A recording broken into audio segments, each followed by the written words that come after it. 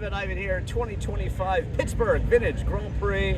There's a hill climb this year, that's new. There's all sorts of cool cars. I'm gonna try to show you every single one of them. Smash that like button and subscribe because we get started right now. You're my car friend. We're just car people hanging out, talking about cars. Come along with me. We're gonna do that. Again, smash that like button, subscribe. I have a Patreon if you'd like to contribute, but let's get going. Here we go. And we'll start off with that cool red line bike that I was just trying to buddy hop. But anyway, on we go. This is the STO, very special Lamborghini. And I've got two tours of Lamborghini, one at the factory a couple summers ago, and actually another one with Valentino Balboni, Lamborghini's test driver. That was in 26 years ago in 1999. I don't want to date myself or anything, but yeah, that was a long time ago. I'm going to show you everything here, so I'm just going to kind of get lost in the crowd here and head up this way. Z06. Just reviewed my first Corvette C8. That was awesome. But yeah, I'm just going to talk about the cars. I'm going to try to go a little faster this year. I say that every year, but I really am going to try to go a little faster. So leave me a comment. You guys are pretty good at leaving me a comment and letting me know if I missed your car or whatever. I do tend to spend more time on the cars I really love. It's hard to find a small BMW these days. And this is a good one. This is a very good one. It's like a 1M. This is worth the full walk around, isn't it? Just lovely, lovely. That's what you want, I think. That BMW is what you want. Now, Lotus is the featured mark here. I do have a bit of a driving review of the Amira here. Amira, potato, tomato. Is it Amira or Amira? Amira. It's Amira. He says it's Amira. Drivin Ivan has a couple Lotuses himself. I have an Esprit and a Europa. So I love the fact that Lotus is back in full force and the featured mark this year. Cleaning it up, making it look great. Yes, sir. Already looks great, honestly. Thank you. Is this a dark green sort of with red? It is. Yes, it is the very green nice exterior with the red interior. Yeah. Which was kind of a bold choice when I made it. Gonna say first edition here. I like how it turned out. And it's got the 6. It's a manual. Good work, sir. Thank you. How has it been? I love it. All right. I getting used to a V6 supercharged, but it is doing well. All right. Good. Excellent. Thanks for talking about it with Drivin Ivan. I hope you'll watch it later. Here we go. McLaren. Reviewed the McLaren GT recently. That's a good one. 911s are exceptional cars. Absolutely. Yes. New, old, air-cooled, water-cooled, 991, 992, whatever. What do we got here? What does it say here? GT3 RS. There we go. All right. John White in the Go. So I think it was like over a year they had this thing getting fixed. Trying to show you every single car here, which is tough. I reviewed this exact Acura NSX, same color and everything when they first came out. That was a press car. Cool review. Alfa Romeos over here, Ford Mustangs. Recently I reviewed a Ford Bullet Mustang. That was a really cool car. But here we go. Starting really back at the top here. I will try not to miss anything. And this is the kind of feature area up here on the hill. They like it because it's got a good view of one of the turns, but they changed the track this year, so who knows. If you want yourself a very pure Porsche, you get a GT3 RS, of course. But if you want yourself a very pure Lotus, you get yourself an Elise, Exige, Time Driving. Really cool cars. Just Colin Chapman, of course, simplify and add lightness is his philosophy, and that's why Lotus cars are always light, always beautiful handling. And again, check out my reviews of the Europa, Esprit. What other Lotuses do I review? The Amira. That's a beautiful paint scheme on that one, isn't it? That's the way you want your Viper to look, I think. Either blue with a white racing stripe or white with a blue racing stripe. That would be my preference. I review Shelby Cobra. I also speak to Pete Brock, who designed the Cobra Daytona. And that's pretty cool review there. It's cool. They're doing the hill climbs. And you can hear that in the distance. That's what they're doing. Kind of like Goodwood in a way. Maybe Pittsburgh is the American Goodwood. I don't know. Debate that with me. 911 Turbo S. Every time you see an S or some sort of special letter on a Porsche, anything special, you'll know that it's a little more, a little extra, a little quicker. Love the flares on this one. Look at this, beautiful. V8 compressor, and it's Rentec. Actually, I have a Rentec Mercedes video that I have not released yet. I'm going to release that soon. Maybe this is motivating me. SL55, Rentec, those fender flares, beautiful. I have a pretty custom 635 CSI BMW that's worth looking at. If you want to know what I drive, search what does Drivin Ivan drive. I'll give you some example. Wow. Bringing out the bold colors this year. Looking good. Love that STO, huh? Isn't that great? If you ever find yourself wondering what Ferrari you're looking at, it's really no problem. You don't have to look here. You can look just on the glove box there, and you will find out what Ferrari you're looking at. There it is. Isn't that cool? This has Daytona seats, this one. 296 Dino. Dino, of course, Enzo Ferrari's son. And he designed the V6 engine that was featured in many of his cars. I just did a video on Enzo Ferrari's feuds and all of the cars that they spawned. That's a pretty interesting video. I hope you'll watch that one. And that's what I like to do. I like to do kind of interesting stories on cars. Maybe I'll see a Di Tommaso Pantera. I have an interesting video on Tim Hortons, you know, like the Canadian Dunkin' Donuts. And it has to do with the Di Tommaso Pantera too. I love stories that combine pop culture and cars too, of course. Ferrari. This one's looking good in blue, isn't it? It's worth a second look.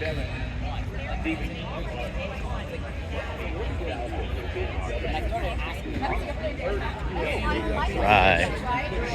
The Scuderia badge right there.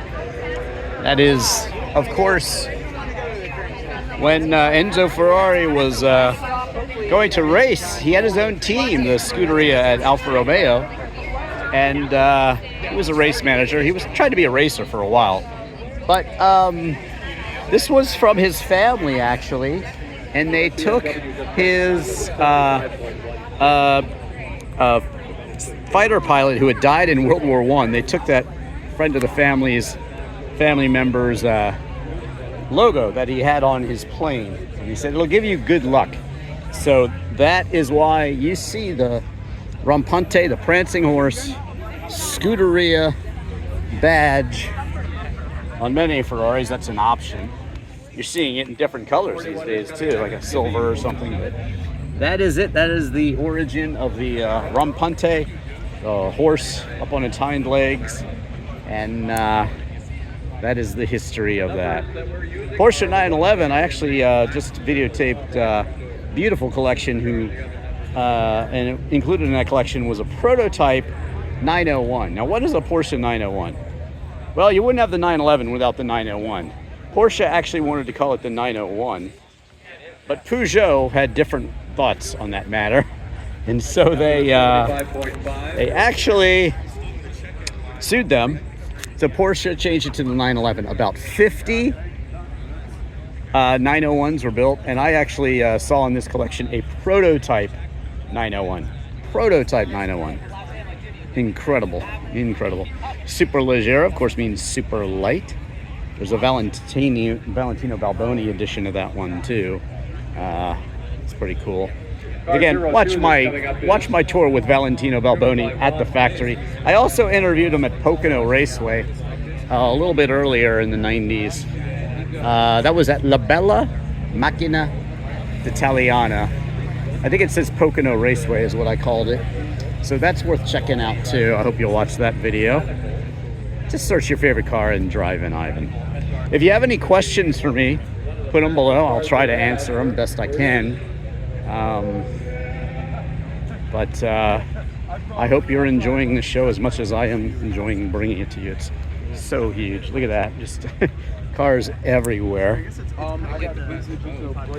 Ford GT. Yesterday I was shooting the a GT40 Mark IV. Got some videos of that one. And I think they're short videos actually. Also the Stare, 1938 Stare Roadster 220. I have a short on that one too. That's worth checking out also. McLaren back there with doors up. But yeah, the beautiful 911, easily distinguishable throughout the years. 996, 997, 991, 992. They're all beautiful. I've reviewed most every one of them, so check it out. Nothing like driving a 911. Now, why do you see Montana tags on hyper exotic cars? I'm sure you have that question, right? Well, I did some research. I wanted to know the answer. It's a very simple answer. You can pretty much register anything you want in Montana. They set it up that way. And they make it pretty easy for you. And of course, you're going to pay less taxes than you would pay elsewhere in the U.S. So why not do it? Why not do it? That's the why, and that is the story behind Montana tags. In case you're wondering. Fun here on the very last right-hand. And interestingly, I shall show you the Sabre Lamborghini, this one. And this is it. The Lamborghini Espada, a 4-door. Beautiful, beautiful car. Marzal, I think, was the show car, if I can't remember. I don't know. I like to say I've forgotten more than most people know about cars, but I've always loved these quirky cars. I just imported a Ginetta G26, which is for sale. What did I drive here? I drove my Fiat Barchetta, which I also imported. Beautiful, yeah. I heard there's going to be some nice Lamborghinis, and they're not disappointing. Look at that. That's gorgeous. Lot of information on the car and all that sort of thing. Kind of pause it maybe and read some of that. It's beautiful though. I have a Lamborghini. Actually, I have a Ferrari bottle of wine sitting on my Black MGTD was kitchen counter. But anyway, this is the second Lamborghini. Started with the 350 GT. This is the 400. And I do have footage of Valentino Balboni driving this at Pocono on the track. That was kind of cool. And he had one in the factory too that he was talking about. This is the 350 GT. So this is the first one. You can distinguish them a little bit. Not so much in the back, but if you look at the front, you can actually tell them apart just a hair bit. You see this with the double lights, this one with the single lights here. Barely distinguishable, but distinguishable nonetheless. And look at those beautiful Barani wire wheels. I tell you the story in my Enzo Ferrari feuds video, so I won't tell you now. But let's just say that yes, Lamborghini is one of those companies that was started by a feud between Ferruccio Lamborghini and Enzo Ferrari. There's also some other stories, and I include those in as well. Some people dispute that. So go ahead and watch that video. Search Drivin Ivan, Enzo Ferrari feuds, and you shall find it. But look at this. It's not every day you see two first and second Lamborghinis together. The crowd is digging it. You know what? I love them so much. You'll see at some points during this during this video, I will say, okay, it's time for a selfie. And I will just get up here and I will do a selfie. Because look at that. Isn't that great? Wow, wow, wow. Two of the first produced Lamborghinis together. You don't see that very often. So incredibly cool. The Lamborghini 350 GT and 400 GT together with the beautiful 4-seater Lamborghini Espada. Beautiful dog. I'll try to show you all the cars and all the dogs today as well. There you go. Hey, puppy dog. Cool looking dog. More Lamborghini Philly here. Absolutely. I'll call you later. Iris. 3 of my buddies that have them, they've all been in the shop. That would be a color I would take. They make a light blue, which I really love. That's just great. There's something outrageous about a Lamborghini does 0 to 60 in like, you know, an SUV in like 3 seconds. It's not electric, of course. There is some electrification in Lamborghinis going on, but you know, they're known for their 12-cylinder engines, of course. They had a V8 in the Yurako and the Yalpa Silhouette, but basically it's all about the V12s for Lamborghini. All right, I'm seeing some other cool cars here. Ineos by the Grenadier. It's a company that really is a kind of a continuation of the really rugged Range Rover, Land Rover philosophy. It's nice to see them here. I think they've been here in years past too. Citroen DS. I actually own what I call my Barbie dream wagon. I have a pink Citroen CS wagon. Oh wow, this is a Renault Spider too. You don't see one of those every day. That is so beautiful. Wow. I guess you can import these now, just like I did my Fiat Barchetta. I thought they were a little later than this, but maybe. I don't know. It's so cool. So there you go, Renault Sport Spider. That is awesome. That is awesome. Definitely another car that I want to selfie with. Maybe I'll get it later. It's so cool. Yeah, there's some cars that are always on my list to that I've been drooling over, and this is one of them. I desperately want one of these. So yeah.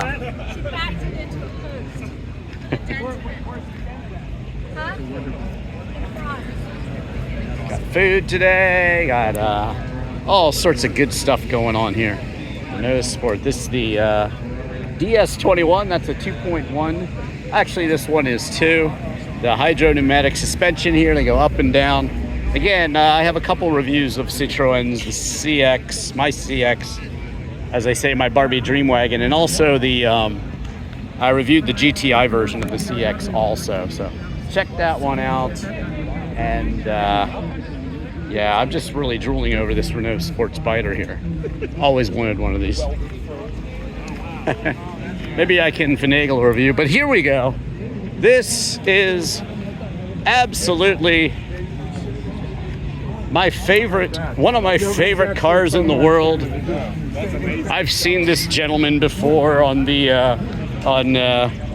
in the DC area, and in fact, I'm going to pause it right now and speak to him. So yes, the D Tommaso Longchamp, hoping to do a driving review of this one, and it is actually for sale too. But I will tell you more about that with the driving review. This is just a car that, I mean, look at this. Look at that stance.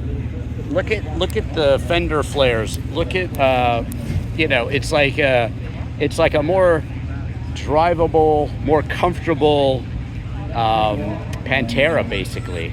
And you know, Di Tommaso has a long history, of course, but this one it's just always been one of my favorite cars. So more on that later. If you want a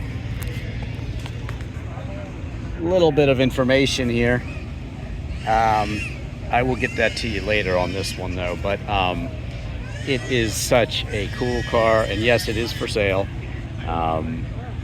Absolutely stunning, and it could be yours. There you go. So much cool stuff here today. We shall sally forth over to this Lancia Flaminia here. Actually, I have reviewed this car, believe it or not. I have a driving review on this one. And it is very elegant next to the Fulvia here. A Fulvia, a Flaminia, all lined up in a row for you. 63 Lancia GTO. This would have been what a successful businessman might have driven back in the day. These cars are, this one, just so small and delicate. The first time I saw one of these, I was just shocked at how small it is. 69 Lancia Fulvia, V4, believe it or not, V4 engine, which you do not see every day. So incredibly cool. Maserati SUV. I'm a big fan of Maserati. I have a buyer's guide on the 4200. I think we'll see one today because I saw one out there somewhere. The 4200 Coupe Spider and the Grand Sport Spider and the Grand Sport Coupe. I just drove a Q4 Alfa Romeo Giulia in the rain. That was really incredible. Love this dark brown interior here.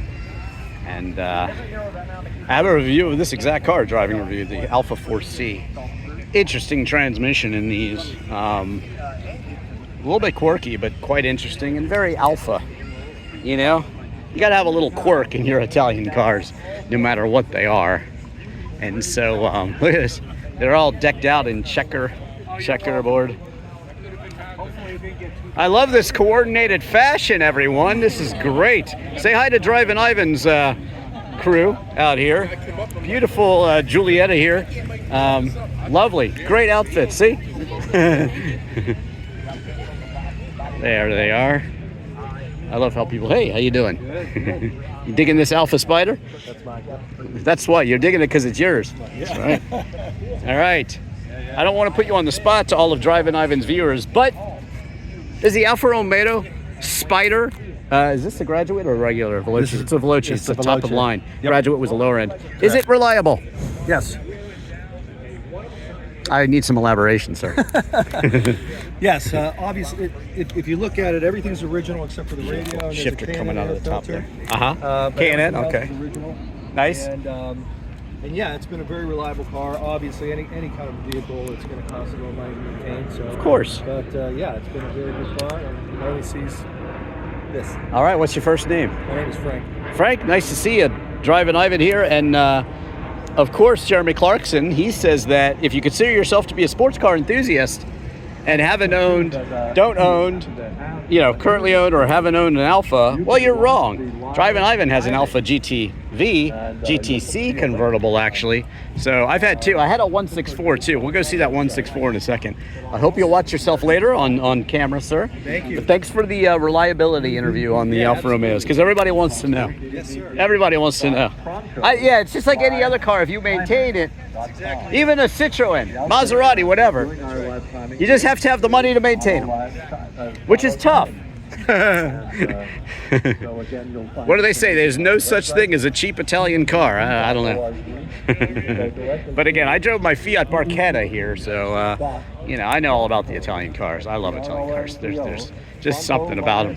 Check out my Alfa Romeo 146 review in Tuscany, Italy. Here is 146 actually. This is the 164. Gold wheels. Now this is a 164, just totally stock. It is a manual. There's the 164L. There's the entry level 164. There's the 164L and there's the 164S. And later there's like a couple other editions. I have a full driving review of this one because I used to own one, as I said, and looking really good, looking really nice. Whose is it? Not ours, but it's Bernie Martin's. All right. He's running this show. Oh yeah. That's right. He does run this show. I didn't recognize it as his. But yeah, he is one of the two people who puts together the show every year. So that's his Alfa Romeo 164. Beautiful car. Beautiful cars. It's nice to drive something that nobody else has in the US. These have been on my list forever. I have driven I've driven the Coupe, I've driven the Spider. This is the 916 Alfa Romeo, also known as the GTV for the mid-late 90s. And I drove a few of these. I ended up with my Fiat Barchetta and a MGF actually, but this is on my list. This is on my list. I would definitely want one. It's so cool, and just absolutely love it. Twin spark Spider, just gorgeous shape. Interesting thing too is in the coupe version, they have seats back here. I actually drove one with a custom interior. If you search my Drivin Ivan Tuscany Classic Car Show, you'll find it. It had a custom interior in it. That was a coupe. But I've driven the 4-cylinder. I've driven the Busso 6-cylinders. They're great cars, fantastically stylish. And like I said, I drove my Fiat Barchetta here. So I love cars that you never see, and there you go. Did I miss anything? I think that's it. Okay. I hope you'll watch it later on Drivin Ivan. Yeah. Onward we go. Onward we go. Quadrifolio there. This is a rare bird. You don't see these in America. I rented one of these in Italy one time. It's the Alpha 156. In the late 90s, I rented one of these. I have one of these on my list, but I think I want to get the Wagon version, actually. I can't skip over this one, because this one looks so good from the back here. Look at this, the Julius Super. Love the wheels here. Another car that just really does it for me. Incredible. Look at the restoration on this one. Very nice. Very, very. Oh, you can smell that leather. Wow. You can smell it. It's just gorgeous. I'll probably put together, I do have enough footage to do a driving review on this. I'll probably put together a video on that too. Maybe I'm motivated now. But I'm more motivated to own one day. But like I said, I haven't done that yet. Oh good, I get to swing back and show you all the Maseratis. Now this, of course, is the Dustin Hoffman. You can see Dustin Hoffman driving a red one. It's called the Boat Tail, the Duetto, and this is why. It looks like a little boat. This is a little Barchetta. It's got the Boat Tail. This is, to me, the most attractive looking Alpha Spider. Beautiful, beautiful, beautiful red seats. And again, made famous by the movie Graduate. That's why there is a version of the Spider here called the Graduate. It was an entry-level version. Him asking Mrs. Robinson, do you know how to work a foreign shift? What a great movie. If you've never seen The Graduate, you really should watch it. This has got to be the belle of the ball in terms of the Alfa Romeos, I would believe. It's just a stunner. 63 Alfa Romeo Giulia Sprint Speciale. Look at those beautiful seats in the blue. The shifter. Oh, wow, wow, wow. This is a car you absolutely drool over. What a lovely, lovely vehicle. So nice to see so many special cars out here. And this one is just stunning. 1600. I bet it's a joy to drive. Is it a joy to drive? It's absolutely a joy. Maybe it needs a Drivin Ivan review. I don't know. I think it might. It's absolutely stunning, sir. Thank you so much for bringing it out. Wow. Wow, wow, wow. Watch it later on Drivin Ivan. I'm sorry? Drivin Ivan. Thank you. Beautiful car. All right, onward we go, showing you every single car. Should I tease you with the Maserati Coupe? Come back in a second. I will. I'll head down this way. We'll go over to the Mura where everybody's drooling over it. Looks like a Mura SV, actually. Every time you close in with your camera, there's always someone in the way. It's got the beautiful eyelashes here. Here it is, beautiful Mura. One of the first mid-engine vehicles for sale, actually, and just really the first kind of hyper-exotic car. When you think of exotic car, this is the first one. And in my tour of the Lamborghini factory with Valentino Balboni, he said, you never forget your first love. This is the car that he took over test drive duties from Bob Wallace. And there's a guy strolling and playing. Anyway, he took over the test driving duties from Bob Wallace in the late 60s. And this car is, mid 60s and on. So this is the first car that Valentino really learned the craft of test driving and fine tuning. Each Lamborghini is driven out of the factory and into the roads of Italy there, which are quite different. There's a bunch of turnstiles there, roundabouts as they call them, but there were not back in the day, actually. It was just kind of a left turn at the factory that was 40 kilometers per hour. And my brother and I actually spun. We spun our rental car, which was a Vauxhall Opel Vectra. My brother was driving. It was a 5-speed manual, and he lifted off in the middle of the turn. And they had just developed the VT, the all-wheel drive version of the Diablo at that point. And let me tell you, we could not keep up with it. And ended up spinning off into the other lane. Fortunately, there was nothing coming, no tractors. That was really, really, really country back then. All these cars to come, don't worry. But that was really the country back in the day.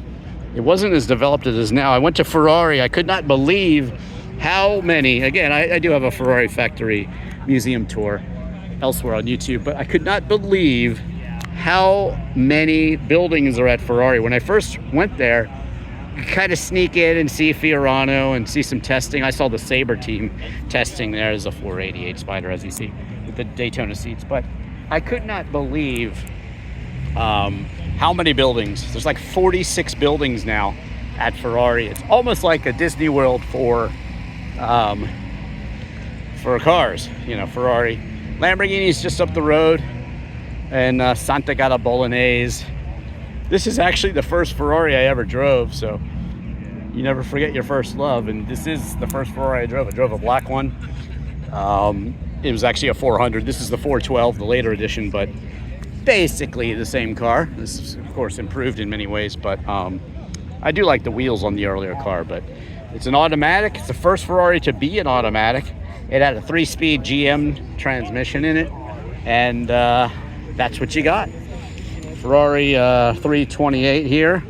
I just reviewed the 328 Mondial Spider, and I'll tell you, that shifter is amazing. The Ferrari H-Gate is just a thing of joy. It's absolutely wonderful. Okay, 2023 F8.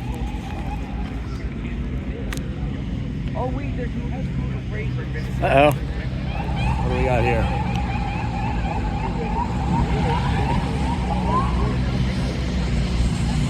That's pretty cool. What else is coming? Anything? Some motorcycles. I think that's about it. Nothing to see here. Nothing to see here. Interesting seats in that one. You get a picture?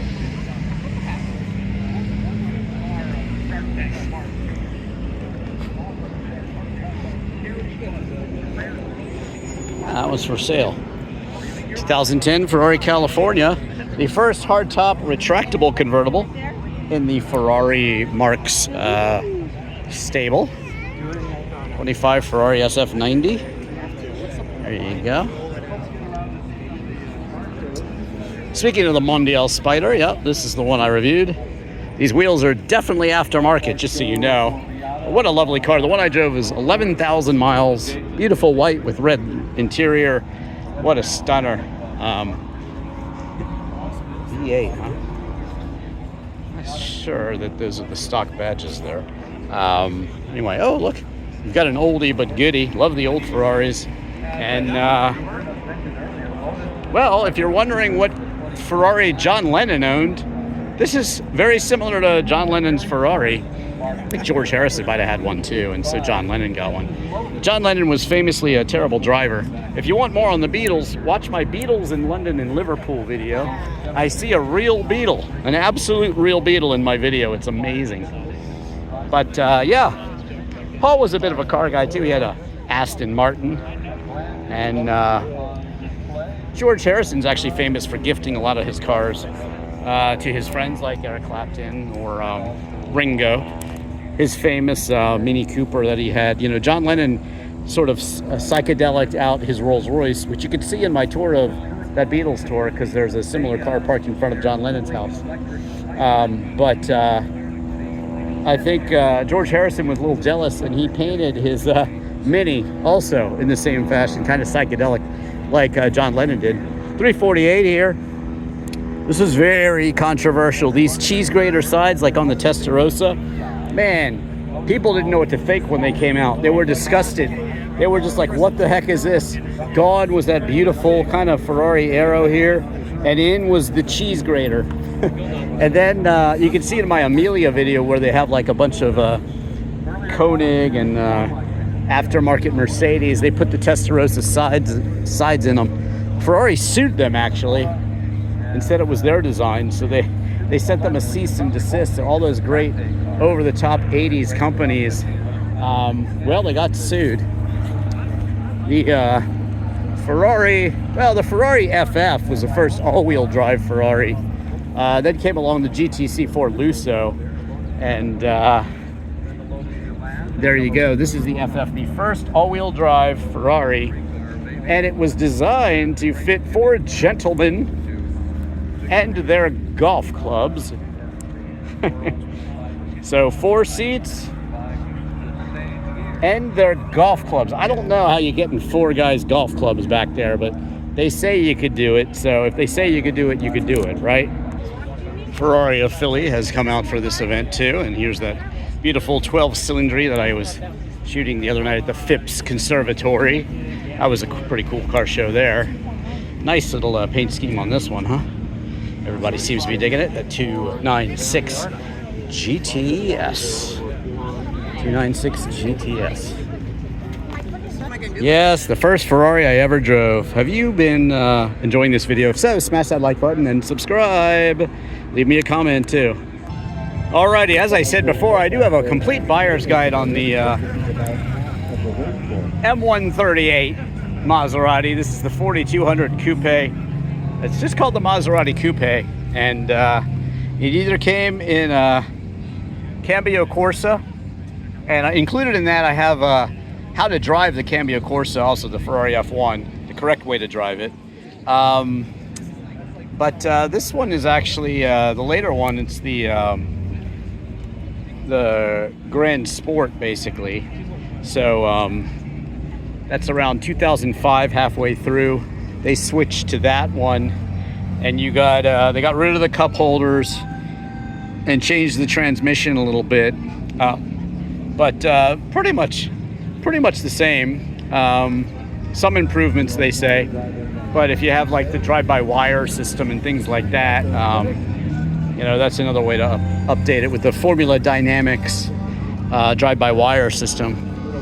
Mine also has a Fab Speed exhaust on it, which makes it really, wow, this is a great color combination, really, really pop. You'll hear it at the beginning of my video. You gotta hear it, it's amazing. Sounds so good. That Fab Speed exhaust is just outrageously awesome. And there you go, the more modern Maseratis here. Love them, love them. There's just something about, there's 26 more years of racing history with these, and they're just so, I think they're more understated than, you know, a Ferrari or other stuff that you might have. Let's see if this one is a Grand Sport or just the, oh, this is a GT. There you go. So this one is a GT. I've driven these as well. I've driven so many of these before I finally bought one, but drove the manuals. I actually wanted to prove that the Cambio Corsa does not suck. The stick shift is nice. You know, you got the 4.2 liter Ferrari engine, made it to the stick shift. It's not as nice as an H-gate. It's a little kind of, the feel is not as good, but it is great. Still great. 3 pedals, of course. The Cambio Corsa is actually a full manual, but it just has that interface integrated into the behind the steering wheels there. But there you go, 2003 Coupe GT. They called the ones with the manuals GTs. Look at this crazy color.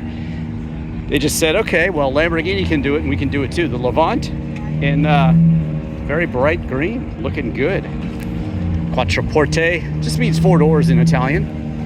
Another Levant. And then we're back to the beautiful Lancia Fulvia, which has actually an interesting stance on it. This is a curious vehicle too. Look at this thing. How cool is that? Oh, it's cool. And people are digging it too. See? He is talking about Brumos Museum down in Florida. There are a lot of cool museums down in Florida. Here, of course, some Teslas. But he is talking about Brumos, and they do have a car museum down there, along with Revs Institute. And Sarasota, there's a beautiful car museum there. I actually have it. There's a cool collection of ISO vehicles there, ISO Revolta and such. I just reviewed the ISO Revolta, and so it's not every day you see some of those things.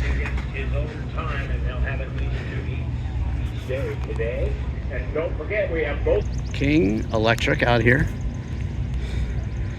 one of the event sponsors. Hosted a Panos reunion at Pit Race, Pittsburgh International Race Concept. Go. This is where they take that classic Corvette body and put it on a newer Corvette. It's very cool. Very proud man driving his cool little Not familiar with resto modded, I'd call it, Corvette. Beautiful, beautiful. Wow. company started Cadillac's everything out here today. Look at that Hummer H3T. pharmaceuticals, How about that? extremely successful. It was run by some Very luxurious, very, very lovely. building. Dodge RT Road and Track Charger here. When the Challenger was first reintroduced in around 2010, they sent me to test the Volkswagen Jetta, and that's the press car I was also reviewing at the time. It was great to drive that one around San Francisco area, and I have a beautiful video of that one. I even drive it down Lombard Street, so that one's really cool. Trying to make sure I show you every single car here. It's a lot of walking, let me tell you. I get some good exercise today, and every day where I do this. Yeah, let's keep on going here. Get on down the road. Challenger, Power Ram, the Twist of Fate Racing, huh? 30. Wrangler. Here, Trip. Ted will explain that in a moment. We got a lot of stuff to cover today. Yeah, check out my review of the Hellcat. Yeah, there are three or four Challenger drivers who've come RT from the first world came of out. drift. And we're not exactly sure how this is going to work. Illinois, huh? Of course. Because generally speaking, the drift guys are not out to go fast. They're Cop out car. to make a lot of smoke with 74 their tires and to drive softly. Dodge Monaco. Neither one of which is really I kind of have a problem with people naming their cars after kind of prestigious race events. Maybe not having quite the really prestige and actual racing past history to justify that name. But yeah, we'll see the military vehicles out here. And yeah, if you want to see a review of that Cadillac Eldorado, a similar car that just drove by, First car that's gone through the finish line. check it out. Sideways, or nearly sideways. That was extremely fine car control, I must say. I certainly Sounds like they're could not having do fun at the what hill that car climb. did. This is the Cadillac That's gotta be ELR. I making reviewed this in 1,000 horsepower, I California. would guess. What a beautiful time that was. Driving this all around California. It's basically the Cadillac version of the Chevy Volt. So gas and electric. Really cool cars. I hope you'll check out that review. That's a very interesting car. Nova 327 custom. I have a very, very rare review of a Nova that's at one of my local car shows. That's worth checking out too. The V Cadillacs. I reviewed the a recent CT4 actually, and also the Wagon version of the CTSV Wagon with a 6-speed manual. So that's something to check out. Grand National here, very cool. Sort of a Trofeo too. Does this have the digital dash in it now? It's yeah, it does. It does have the full digital dash, I believe. Love these. Like my Buick Riata that I reviewed. Had a Buick Riata convertible for a while, reviewed it. Love those digital dashes of the cars from this era, and just good stuff. Cutlass Supreme. There's that Cadillac we saw earlier. Oh, look at this. I missed a row. We can't have me missing a row, can we? Nope, we cannot. Absolutely cannot miss a row. Especially when there's such cool cars as the Oldsmobile Cutlass Supreme. Now, I was at the car show when this came out, and I remember, you know, my family loves convertibles, and my mom was looking at it, and then we were. Now, granted, it was a car show, and everybody's messing with it, but we opened the glove box, and it literally just fell. It had a tough crowd at the car show, and looks like this one is a little better maintained than the car show version. Love the color though. This dates it beautifully to that time. Buick GS here. It's pretty cool. Nice to see so many people just enjoying these cars, talking about them, and just having a great time. This guy was smiling so much driving this resto modded. What's the base car? Which Corvette is underneath? Well, there's nothing. It's all original. Oh, is it? It's all brand new. Yeah, the Kindig make. This is the 19th one. 19. And who's the company? Oh, it's Kindig. You know, Bitch and Rides, the television Okay, show? yeah. Yeah, it's that guy. Okay. And well, there you go. Yeah. Drivin Ivan viewers, if you want one, that's where to find it. You like yours? How long have you had it? You got just about a month. Has it been a joy to drive? Oh, it's a joy. All right. Is it quick? People's natural gas. 673 horsepower. Wow. Are you going to show us the engine? Can we see the engine? Yeah, I'll open the engine. Yeah, open it up. Why not? This is the beautiful, by the way, this is the beautiful Pittsburgh Vintage Grand Prix brochure that they did. He's going to open it on up for us. See this beautiful engine bay here. All right, here we go. The moment you've been waiting for. There you go. That's impressive. Woo, it's hot too. This thing's been running. There you go. Well, thank you so much, sir. Watch yourself later on Drivin Ivan. I also have a nice shot of you driving by in it. So there you go. Cool cars, cool car people, just really enjoying their cars, having fun. Look at the fins on this thing. Nice to see people just enjoying their cars, you know? That's what it's all about. It doesn't matter what you brought. It just doesn't matter. Are you having a good time? Do you enjoy driving it? That's really all that matters. And there's so many special cars out there that you know, it's that's what makes it fun, you know. And we do have some volunteers. Here's the Fieros. Take your donations that will help the charitable donations. A lot of these don't exist anymore because they were made into kit cars. Like if you wanted your Countach or your, you know, or something like that, or your Ferrari, they would. A lot of these cars would start with this one. And this one's for sale. There you go. Happy to help. Beautiful Fiero here. Over $7 million has been raised. There you go. But a lot of these do end up as donors for other kind of builds, kit car builds. So it's nice to see one surviving, or two surviving, and looking good here. Good stuff. All right, that GTO, it's a Formula. Are you thinking Knight Rider? It's pretty close. It's pretty close. Deluxe Streak.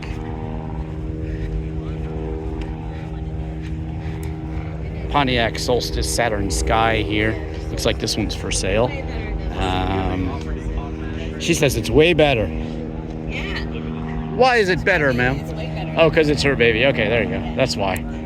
They're great cars. I think it's one of the. I see a lot of these in Florida, and I think they're the perfect Florida car in many ways. A guy about it because it's for sale, and I was trying to get a price, and there's a ton of them in California, a lot in Florida. Okay, so what are you asking? The people want to know. 18,000. There she is. Nice lady. Give her a call.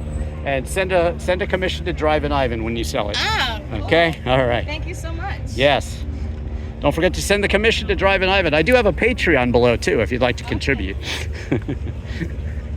Now this one, I talk about my love of pop culture and cars. Well, I do a video, Jim Morrison's Life and Death in Paris. And when the Doors album, their debut, sold 1 million copies, apparently Jim Morrison was gifted or got a hold of one of these. You could see it in some of his films and stuff that he did back then. But he was legendary for leaving it on the side of the road, crashing it. Unfortunately, he was often under the influence of various things, and yes, no one really knows what happens to it. I'm actually working on a story on Jim Morrison's Shelby Mustang GT350 there. I love these Broncos though. Look at them. Look at them. Isn't it beautiful?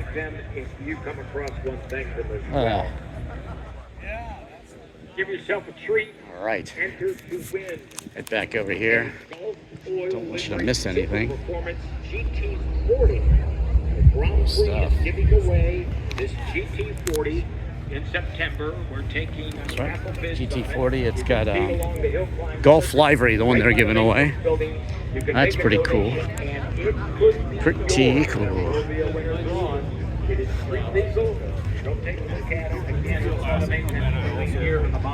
Was realizing like how the human.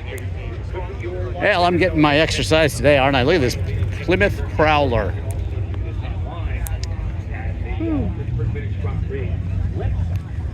Plymouth Prowler. Roadrunner. Look at this beast. It's pretty cool. Prager mags on it. Dodge. Look at that Dakota RT. Pretty cool. Having fun? Oh yeah. All right. Got the Mopar shirt on.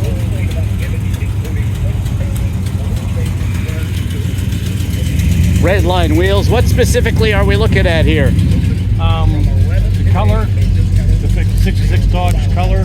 Okay. Which makes it pop a little bit more. It's got 440 in it. Automatic. Runs like a scolded cat. All right. Thank you. That's good. That's good. See it on Drivin Ivan later. All right. Yanni Contis Dakota 5.9. Now these I like because I have a Dakota, Dodge Shelby Dakota, and mine was converted also and combined with this one to be a full convertible. So yeah, that's actually similar to the Shelby interior there.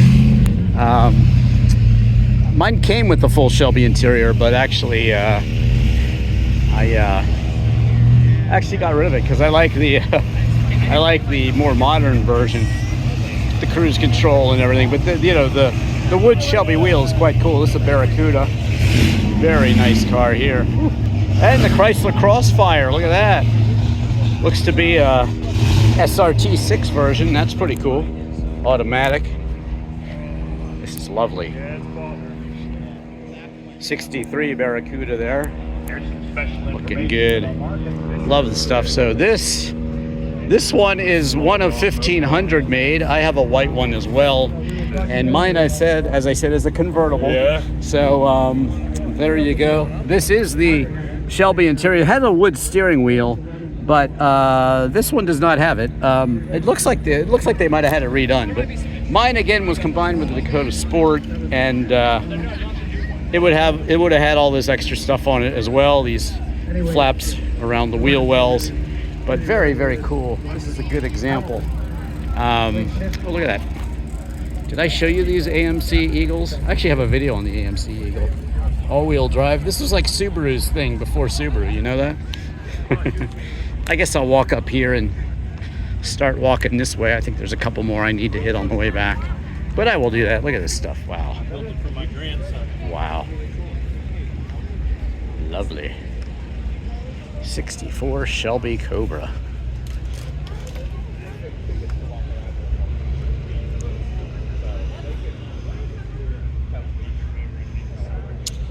CSX 2750 was built a little bit later. No airbags, no ABS. ABS. It looks like one of the street ones. Lovely Porsche there too. Cyclone GT. Look at that. Wow. Some beautiful little stuff over here. Look at that. You can see the downtown Pittsburgh in the distance there. Mercury Comet. Wow. Bentley over there. Mustang convertible. Look at that one. Look at that beast. RX-8.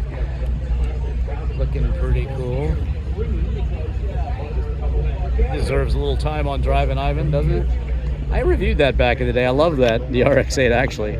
And I have an RX-7 that has actually a LT1 Corvette engine in it from the 90s. It's a cool car. Much quicker than a 1.3 rotary that would have come in it. So yeah, this thing is awesome, isn't it?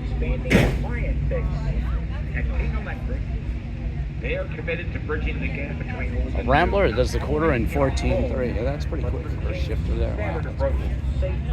highest quality electrical work, but also Look at all this stuff. Motorcycles. What do you say? Very cool. Thanks, guys. Thank you. Wow, look at all Enjoy this. the day. Very cool. C8 Corvette. Let's see what else we got down here. Studebaker Champion 51. I think I have another one of those on my channel actually. So check that out. Again, search any car in Drivin Ivan. You shall find it. It's great to see the kids enjoying these cars and everybody just having such a good time today. What a beautiful day. Usually, in years past, there's been a bit of rain here and there. It actually rained this morning, I think, a little bit. But the weather is absolutely cooperating today. It is cooperating.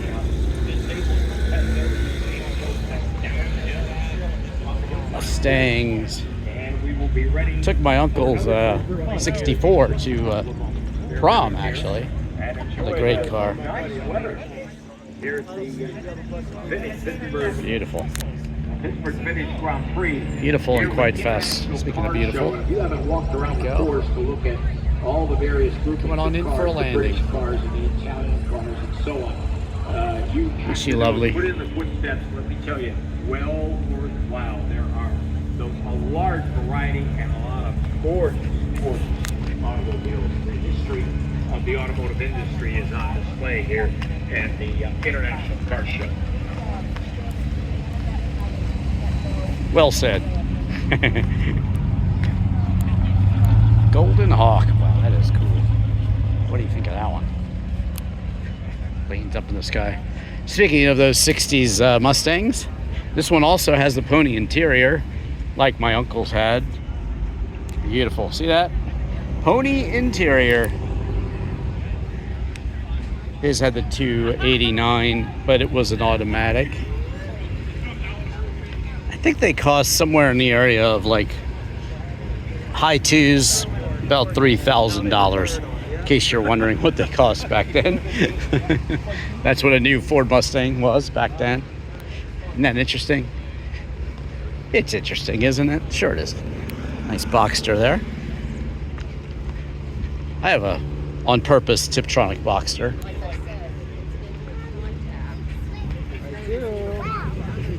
I do have a Patreon. It's tough to keep everything running and travel to all these shows, keep this thing going. So if you'd like to contribute, I do have a Patreon. Look for that link below. I love these. Finally reviewed a Fox Body convertible recently.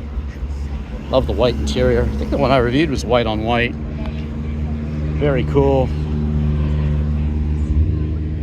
Check that out. Ooh, Cobra 2. Look at that. Reminds me of Charlie's Angels or something. I think they had a blue and white one. One of the girls in that show.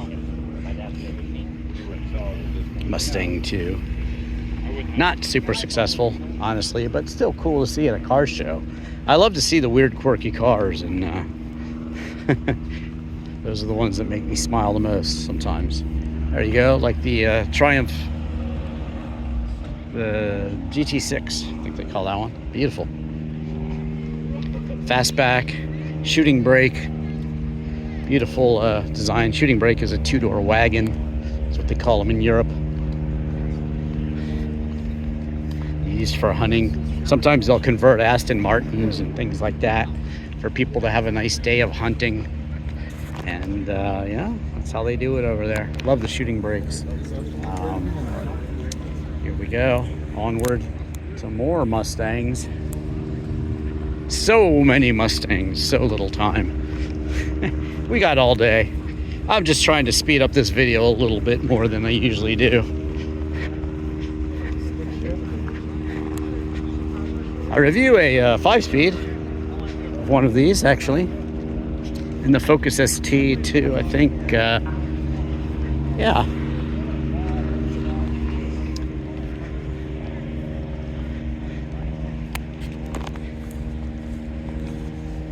This appears to be similar. Well, I don't know if that's a Bullet. Is it a Bullet? Huh. It is the Bullet. Yes, I do review the Bullet Mustang. Full driving review of that one. It's worth watching too. It's a great video. So, what do we got now? We got a whole row. I'm not gonna believe this. A whole row of these. These kind of get a bad rap, I think. The remake of the Thunderbird, and I've always liked them. I like the retro look. I like the peachy Cruiser. I like the Plymouth Prowler. I like that retro look. And look at this. Look at the matching dash and everything. This is a gorgeous car. Look at these things. I mean, yeah, they're maybe realtor cars or hairdresser cars, as some people would call them. But you know what? I like them. Let me know what you think in the comments. I actually like these.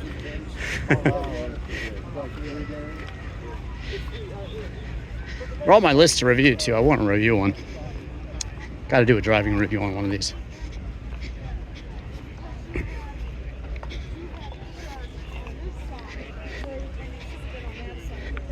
Well, we're getting ready for more hill climb action. Speaking of hill climbs, geez, I feel like I'm doing a hill climb right now.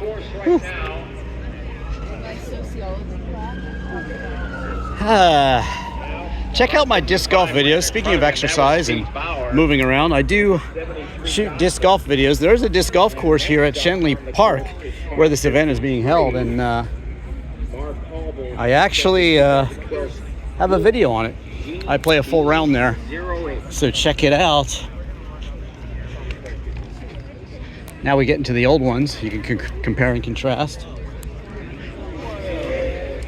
Thelma and Louise too, right? But these are earlier. Beautiful interior here. Beautiful interior here too. Like it when they have models of their car too. How cool is that?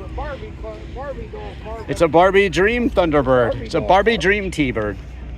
There is actually a disc golf disc called the T-Bird too. How about that? It's good when things just work out when you're talking about them. Full circle. Ford Thunderbirds to disc golf videos and T-Bird discs. There you go. Comfortable cars, these. Do watch my review of the Shelby as well. Got to meet the man. And I shoot a nice little review of the Shelby as well. Okay, moving on. That's Kurt Burns. And that car 283. Onward we go. Before that, we had, I think, the fastest time we've had so far, and that's the Sports Racer Car 53, Mark Oberle, in the 2012 Wolf GB08. Fastest a very time quick time of a 60.52. The first time that we have had in the 60s. I think the fastest time up to now has been right around 70 seconds. Oh, we did a 67. Now this is funny. The Ford EcoSport. This is very clean. I reviewed the Ford EcoSport here with the same interior actually, but it was silver, not blue. Love the blue color. But this is a surprisingly popular car review. Who would have thought that the EcoSport, very tiny compact utility vehicle, would be so popular on my Drivin Ivan channel? But it is. It is popular on my Drivin Ivan channel. Go figure. The Stare 220 Roadster. If you want to see a driving shot of it, search my shorts video. Of course, Drivin Ivan in shorts, and you'll see this one driving right by. Beautiful car. Poetry in motion, right? Gorgeous. Nice to see it with everything open. Nice. Engine and everything beautiful. Looks I showed you. I show you more of it at the evening event too, so check that out also. And there you go. Stayer. Beautiful teardrop, Art Deco shape. It's worth another walk by, I think. Gorgeous. Gorgeous, gorgeous, gorgeous. One of one in the U.S. One of one in the U.S. Yeah. You want to see more cars like this? Check out my Amelia Island footage. Just search Drivin Ivan Amelia Island, and you'll see all sorts of cars like this. Delahaye's and all the beautiful cars. This is sort of an understated Delahaye and Delage. Yeah, beautiful. More subdued. Beautiful, beautiful, beautiful. And there you go, one more beautiful shot of this. It's even cool to see the cars just coming in. And this one looks similar to mine coming up here. This light blue metallic Porsche 911 Targa. Very nice.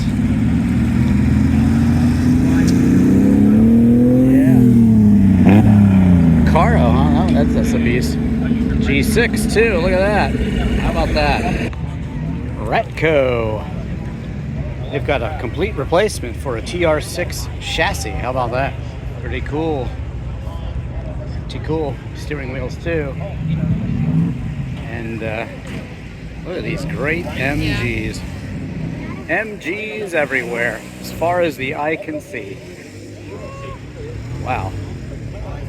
So, here's your money view of the Pittsburgh skyline down there. How about that? Shenley Park is right in the middle of the city, sort of. Okay, I'm going to start over here with the Triumphs. TR250. Beautiful.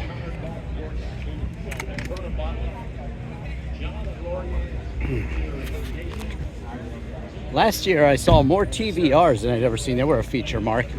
Hopefully there'll be a good collection of Lotuses that we're going to see soon. I do love Lotus cars. I like them all, really. Triumph. Recently drove a TR6, actually. Finally. Don't know if I have a full driving review of that one, but lovely car. Also have a very cool Triumph with one of these with a V8 built in. The GT6 with a V8. Such a cool car. A lot of motorcycles. The shooting brake, you see, isn't it beautiful?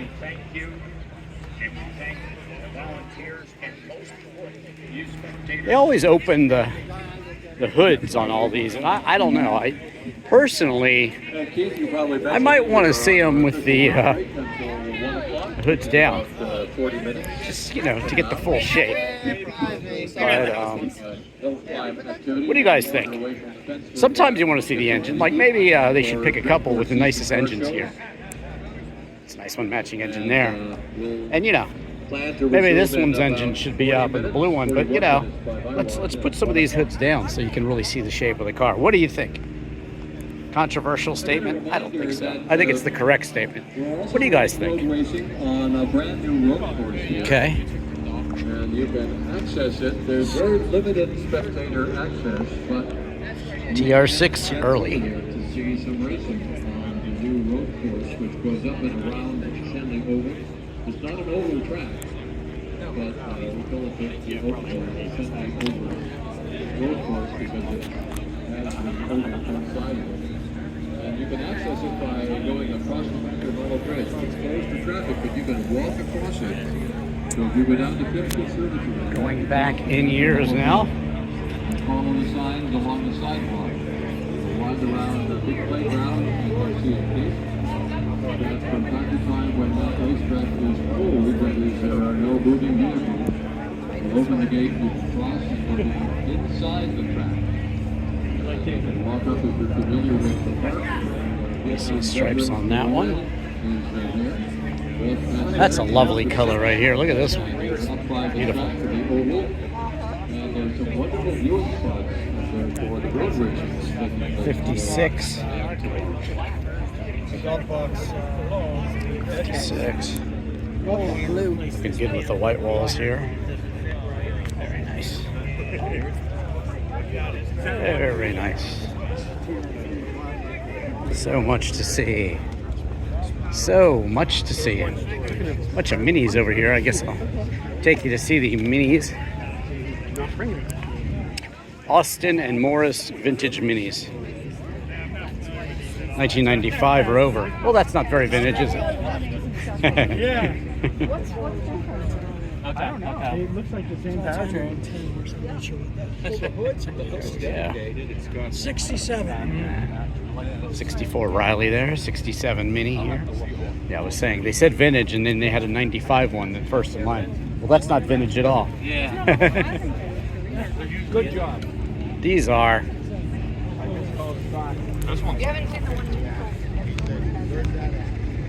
Here comes a Lotus. Yay.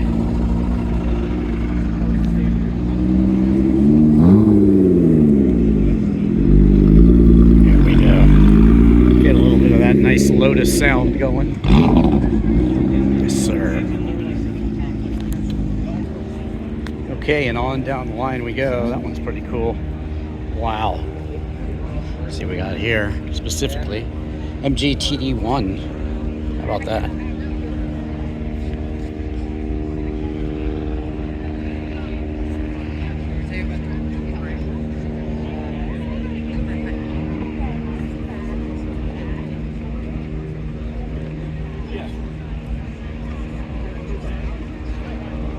Just walking you on down the whole row of these cars here.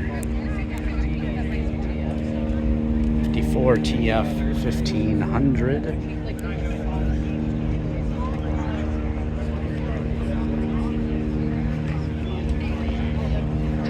MGA is here. This one's got a little improvised top. Not sure how much that would stay on speed, but I'm sure it's been tested.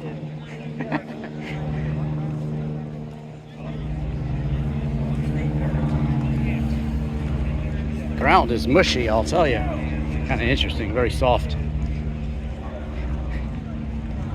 I heard tell they were having some difficulty. Some cars were getting stuck early on. Don't worry, I'm gonna hit those Corvettes. Don't worry. MGB is here.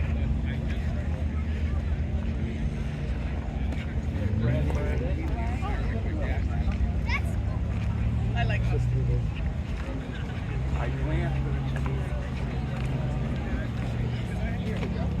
Right, I think they look good in brown. What's your favorite color? Let me know. Okay, here we go. More MGBs. This one's got a picnic basket. Check that out. Why not? Cool, huh?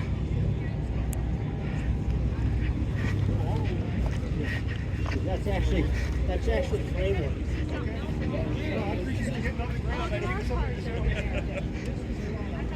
I'm sure it's a nice opportunity to talk to your friends about V6. How about that? It's pretty cool. This is a rare one. Very nice.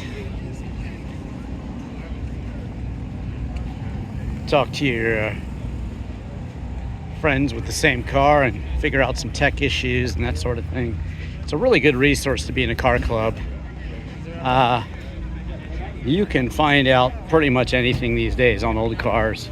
Whatever problem you're having, I'm sure somebody else had it before. So when you own quirky cars like I do, it's good to know people in the club, or just be savvy enough to go and search for the information you need, because it is out there, and then you get your answers to some sometimes weird, tricky technical problems. I love these, the MGB GTs. Finally reviewed one, a beautiful car, factory V8. So it's rare, actually. And yeah, MGB GT, primrose yellow, the color here, beautiful. Isn't it beautiful? The shooting brake. I just think these are the greatest looking cars. I love them. They just look so good. Nice wire wheels on this one too. That is really good. So is this one. Beautiful. Beautiful cars. We'll get to those TR8s and TR7s, don't worry. Coming up. I have an Austin Healey Sprite in my collection. MG Midget 267. Mine is. You can see a full driving review of that. The Spridgets, the Sprites, and the Midgets, as they're called. I compare my Sprite to my Midgets. Check that one out. Search Drivin Ivan in any car. Love the wedge-shaped TR7s, though. Aren't they awesome? That's the interior here.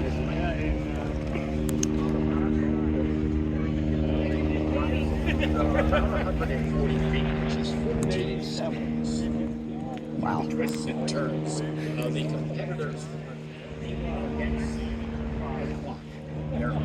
This has always been my favorite color, actually, of the TR8s. I love this one.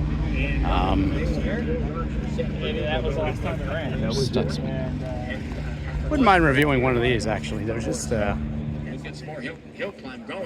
lovely looking. What do you guys think of the wedge shape? Check out my Ginetta G26. That's probably the wedgiest of wedgie shapes, too. Well, I guess this one is, honestly. But that one's for sale. I do have some cars for sale. My Alpina B7 BMW might be for sale. If the price is right. You can see that one. Triumph Stag. I reviewed one of these with a Chevy V8 in it, actually. But they originally would have had a Rover.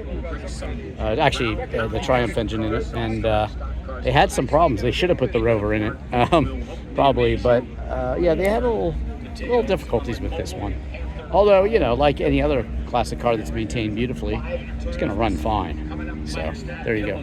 Anyway, my car's for sale. The Alpina BMW 2007 B7.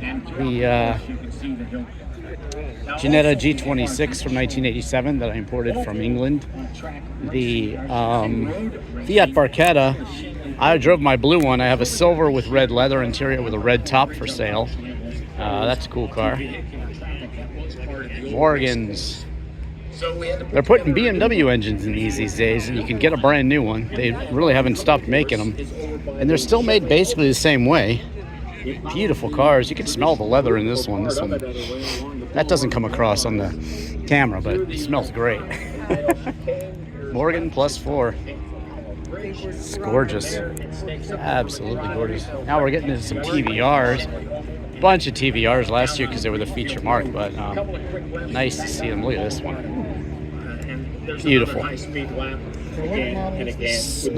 TVR Griffith. That is gorgeous. Wow, look at that. So you can walk across the bridge and follow the sign TVR. viewing areas for that course. Also, there are some Cabrera 4.5. Look at that. Of course, the guys at Top Gear love to sing the praises of these vehicles, and I love them myself. It's so rare. Finally starting to see them come to the U.S., and they're just gorgeous looking. So the trick on the TVR here, the Cabrera, is that he's like, if you can open the door, you can get in. And he tries to trick you, but you know, it's actually under here. Just press there, and then you can get in. There you go. But you can't. He's actually he's super knowledgeable on these, and you can actually there's some in Canada actually. Oh crap! Look what I did there, Jeff. Terrible. What? There we go. Got to give it a good thud to close it, and there you go. That's the trick. But there are some. Apparently, I learned something today about TVRs. There are actually some in Canada that are left-hand drive. So I would like to. That's so cool. Well, Jeff, I hope to see you soon. I'm sallying forth with this video. Look forward to it. Amazing car. Thanks for bringing it too. Beautiful.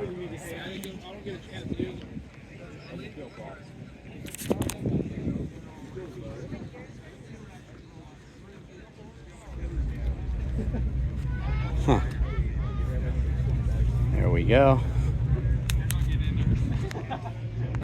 Only one Austin Healey Sprite. Man, it would be tough to drive this from all the way from where I live to here. I mean, it would be. These cars are so small. They were designed to fit in an English shed.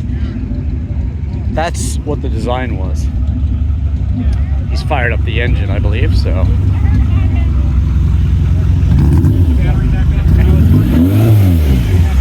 Wow. Whoa, there we go. What's it like? You know, I could never have imagined I'd be in one of these today. There you go. Dreams really do come true, right, Jeff? Dreams really do come true, right? I'll talk to you soon. There we go. Hopefully I'll be doing a review of one of those soon. He is very knowledgeable on these cars. And they're very interesting cars. Just don't see them. I love the cars that you can't get here. That's why I drove my Fiat Barchetta this year, and my MGF that I drove on the Nürburgring and imported, my Ginetta G26. So yeah, those are very, very interesting cars. There's an Excederini row here. I think some of these are actually maybe volunteers or something, but let's go ahead and show you the rest of these MGs. Look at that beautiful skyline here in Pittsburgh. All right. Wow.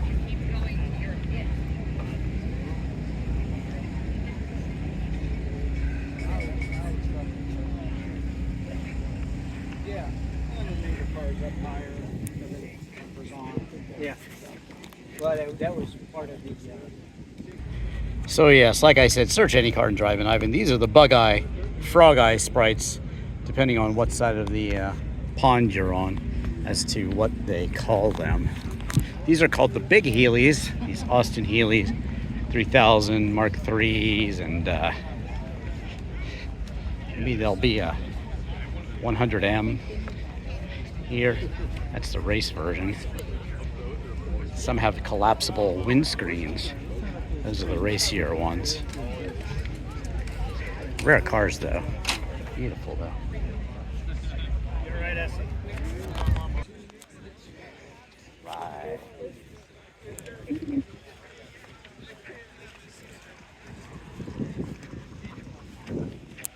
Jaguars. It's a nice place for an umbrella. TR6s. Love the Union Jack on these. They often put them back there. It's the insignia, and it's just so cool looking on some of these models. That's a beautiful color with periwinkle. Gorgeous. Absolutely gorgeous.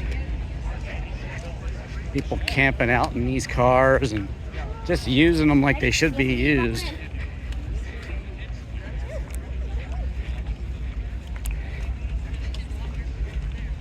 Camping.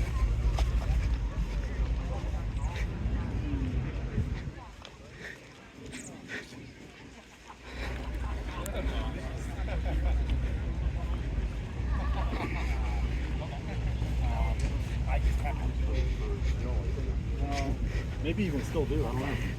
I've always loved these. I'd love to do a review on one, but for some reason, never had the urge to own one. The new Phantom, look at that.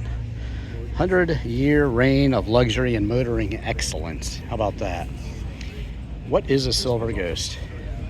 Rolls-Royce Silver Ghost. Once, of course, one of the most expensive cars in the world. Is it comfortable? It is comfortable. There you go. It is comfortable. You know you're living when you're just hanging out in the back of a Silver Ghost Rolls-Royce. Isn't that great? Did you figure out how to drive it with the throttle, advance, and all that sort of thing? Look how complicated it is. I actually reviewed the, I'd like a vowel please. I actually review the Model T Ford, and that's a complicated driving experience in and of itself. But there you go. I'll swing back to those. Let's keep going here in order. Sort of in order, I guess. There we go. Beautiful minis here.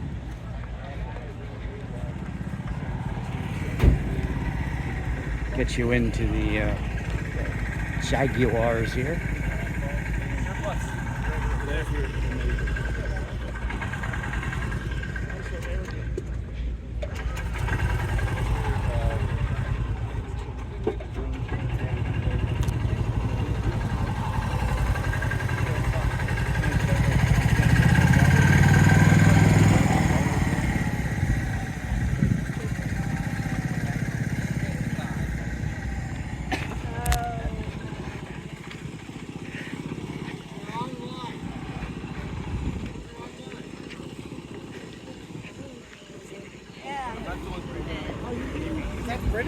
I think I reviewed this one, the XF Premium, back in the day maybe. Check that one out. Also reviewed the F-Pace. And I bought the cheapest supercharged Jag, my XJR, from the year 2004, supercharged. So check that one out too. That's a good video to watch. Should I show you the E-types? If you're wondering to yourself, if you're sitting there wondering, hey, which car did Enzo Ferrari say was the most attractive car in the world? Which car did Enzo Ferrari say was the most attractive car in the world? Well, you're looking at it. It was this one. Enzo Ferrari said the E-Type Jag was the best looking car in the world. Now, I have reviewed a Roadster version of this. So cool. This one's a later one. It has the the kind of switches in there, the knobs, sort of switches. But this one right here is the one that's more sought after because it has the toggle switches. Beautiful. It's an automatic. It's got to be a little bit rare. Most people would be driving these. This one looks like it's for sale. Feel free to call them if you're interested. But most people wanted the manual. Love the way they open in the back there. But yeah, Enzo Ferrari said this was the most beautiful car in the world. And this is a beautiful color too. So cool. Wow. They're just gorgeous cars. Primrose yellow here. Beautiful English color. Looking good. A lot of people checking out these beauties. This is similar to the one I drove. However, it's a little earlier. Beautiful cars, right? Just gorgeous, huh? By the way, if anybody sees this is a public service announcement. I actually had a car stolen, and it was an X-Type Wagon. So if you come across a green X-Type Wagon with kind of the tan biscuit interior, let me know. I have filed a police report. And you can see a full review of that car on my channel, as well as that XJR and the E-Type and many other Jaguars too. But yeah, I'd like to know what happened to that one. Something shady happened to it. So there you go. Thanks for your help. It would have come out of, well, it could be anywhere now, but it was an East Coast car outside of the DC area. So let me know if you see it. Here we have a C-Type recreation. Maybe on an XK120, huh? That's pretty cool. This is still Jaguar sourced. Yeah, that cool stuff. Cool stuff all around here. Man, look at that. Driver, me. That's funny. It's a Lola. Now, if you're wondering where the Ford GT40 came from, it came from this. Ford asked for some bids. They got one from Lotus. It was the Europa. And I think the Lola, Mark 6 or something. This is a Mark 2, but maybe it was, this is a T70. But yes, Lola was the source for the Ford GT40. And I showed the GT40 Mark IV. And it actually looks like a Lola a bit. This is awesome though. Lola's exceptional racing cars. There's a DeLorean here. Back to the Future, of course. Very cool. Got the hoverboard skateboard. Look at that. Maserati Magic on the cover there in the magazine there. That's pretty cool. Lola, that is awesome. So, London Taxi here. What else? Oh, I have an Opel Ascona for sale. This one reminds me of it. This is a Ford Escort Mark I. Mine is a 72 Ascona with a Mana front end. That is for sale. If you're interested, let me know. And again, that Fiat Barchetta in red, silver with red interior. Ginetta G26, my Alpina B7. Anything else I'm forgetting? I do have a Cadillac Elante for sale as well. There's a couple. Beautiful, very low mileage, 36,000 miles on it. Aston Martins. Been reviewing some Aston Martins lately. I have the, well, my favorite, the Lagonda, which is super rare, one with a digital dash. First car with a full digital dash, actually. Yeah, that one, James Bond recreation. If you'd like to see more of these James Bond cars, watch my Drivin Ivan Auto World Brussels, Belgium museum tour. They have live, in the movie, cars that have bullet holes and such in them, plus the Mahi collection of rare cars, too. And there's even a Lancia Hyena in that video, and a very, very cool dual cockpit car, too. This one's for sale, too. I'll give them some free advertisement. Why not? Selling your 2012 Vantage. But I reviewed that one, the Lagonda, the Vantage V8S, as well as the DB9, Aston Martin DB9 with the V12 and a 6-speed manual. Now we're getting into Jags. Can you tell the difference? Of course you can, right? Yep. Similar front ends though, because you know the Ford thing going on there at the time. Jaguar. Almost looks like a Taurus, some of them. Well, not really. Let me know what you think though. Sometimes I put in subtle car jokes to see if anybody's listening. Are you guys listening? I think you are. If you've watched this whole video, let me know, because it's going to be a long one. It takes a long time to show you every car. It's quite a task. It takes a long time. Guys looking under there. Now we're getting into some Guys looking under there. Lotus cars finally. Look at this. What do you got? There's an Elite here. So good to see a lot of Lotuses out here. Lotus 7.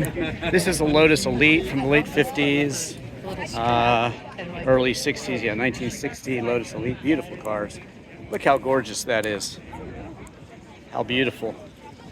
Predecessor, perhaps, to the Elan. What a gorgeous car, huh? Just gorgeous. Lotus 7, that's a great color there on that one too. Love to see a Lotus as a featured mark. Would have liked to have brought maybe a Spree, but there's the Europa, similar to mine. We'll get to that one, show you. Don't worry, I'm showing you all these cars. And this Spree is the earlier, this is the Giugiaro design. Stevens design took over 1988. 87 was the last year for these. This one's black, but not a John Player special for some reason. This is a Lotus Europa twin cam. I can tell right away because actually they lowered this a bit for better rear visibility for the twin cam. Nice to see Central Florida specs though. Very cool. Spree, Europa, all together. See?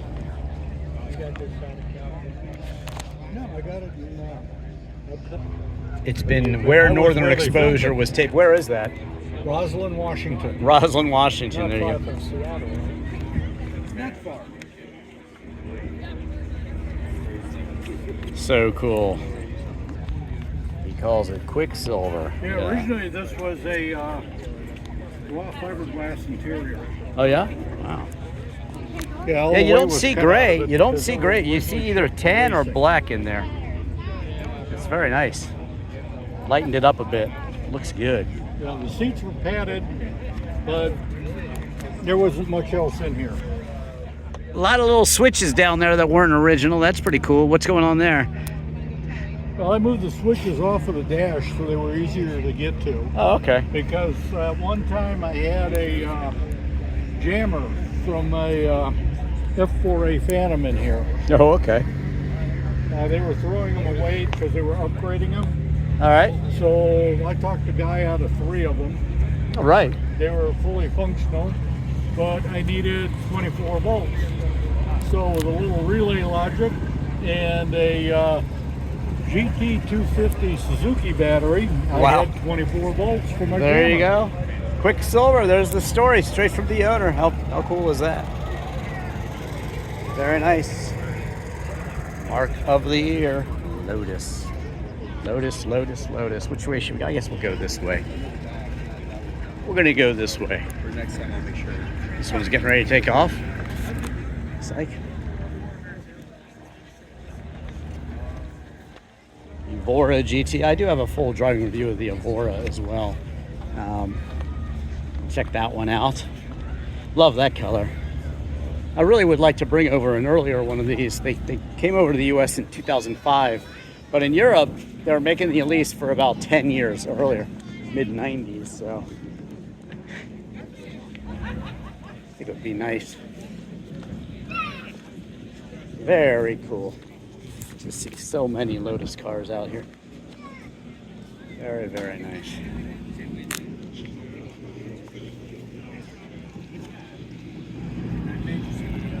2025 British Car Festival in Altoona.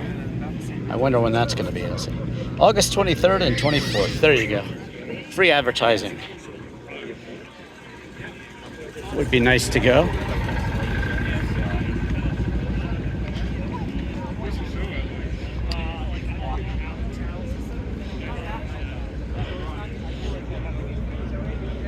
Another 7. This one is beefed up a bit. Toyota engine.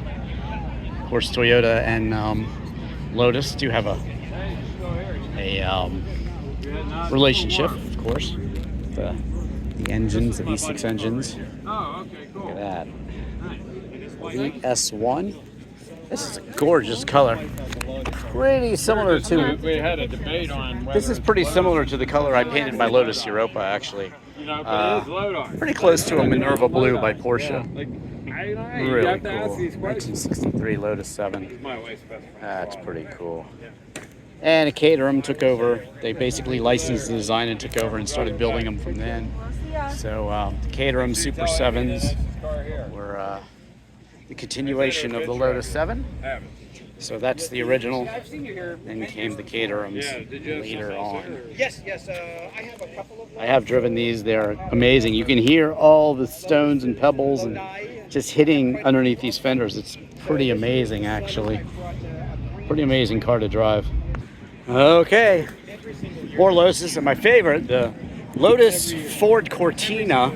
This one was just awesome. It put so many cars to shame. Just beating them on the track in this Lotus Ford Cortina. If you watch those cool Goodwood videos, you see these just going sideways on the track. So cool. As I say, I'm very passionate about Lotus. Colin Chapman says, simplify and add lightness. Well, lunchtime is simplify and add lightness. Here at the Pittsburgh. This is an interesting looking Europa here. Appears to be a Series 2. The interior has been totally redone, as I can tell. It's got an LS6. God, it's supposed to be so fast. These weigh about 1,300 pounds, so it's got to be insanely fast. It's going to be more like 1,500, 1,600 pounds with that engine. It's got to be. Wow, that's amazing. Must be amazing to drive this one. This one's a really nice example too. This is an S2 or maybe even an S1. Let's see the windows. The windows are down, so probably an S2. Very cool. Yeah, 1970. It's the same year as mine, actually. This one's beautiful though. Mine is too. Gold leaf. I just repainted it. That's very cool. Walk down, or get down to the Phipps Conservatory area and walk across the bank. Now, I don't know if this is actually a convertible, but that's crazy if it is. If it's actually a convertible, that is cool. Yeah, it's a convertible. And of course, we repeat everything tomorrow. That is so cool. So cool. And it's a V8 too. How many convertible? I've never even heard of one. I have an Esprit, Stevens Esprit 88, and a Europa as well. But tell me about this one. My boss actually had it converted. Okay, your boss did. And who did the work? No, he sent it to California. American Sunroof Corporation or something like that? Yeah, that is cool. That is so cool. You just don't see these every day. I actually have a Claret Esprit, same color almost. Mine's a little bit more wine color, but that's so cool. Amazing. Convertible. Why do we have the top on? Oh, I don't know. We put it back and I put it back on. Ah. I can show you how it goes down. Yeah, let's look at it. That'll be so cool. Oh, that is awesome. Power. Power, yeah, you can't. You're gonna do it. You got to do it right? That is amazing. Well, there you go. You've seen everything on Drivin Ivan now. You've seen an Esprit convertible. Do watch my full review of the Esprit, but seeing the convertible with the top go down, that's amazing. Beautiful seats with the red piping and everything. Wow. Thanks so much for putting that down for me. That is awesome. What a cool car. Wow, wow, wow. And the V8 too. That is just amazing.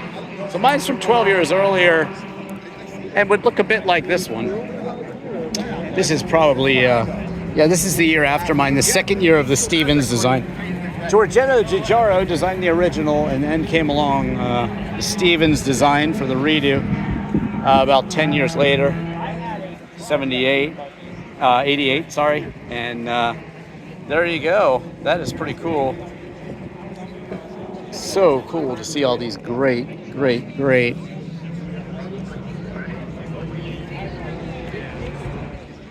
Lotus cars out here. Here is the car.